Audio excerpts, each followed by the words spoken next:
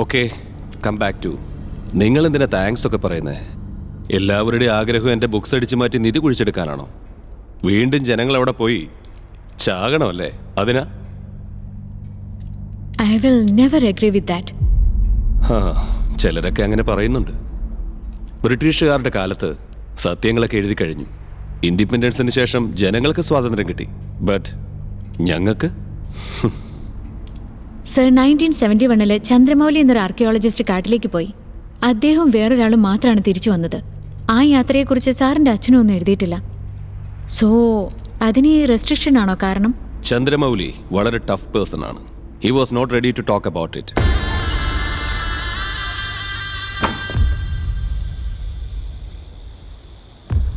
നിങ്ങൾ എന്നെ കാണാൻ വേണ്ടിയാണോ വന്നത്? യെസ്. ആക്ച്വലി ഈ നന്ദിവർമ്മൻ എന്നൊരാള്.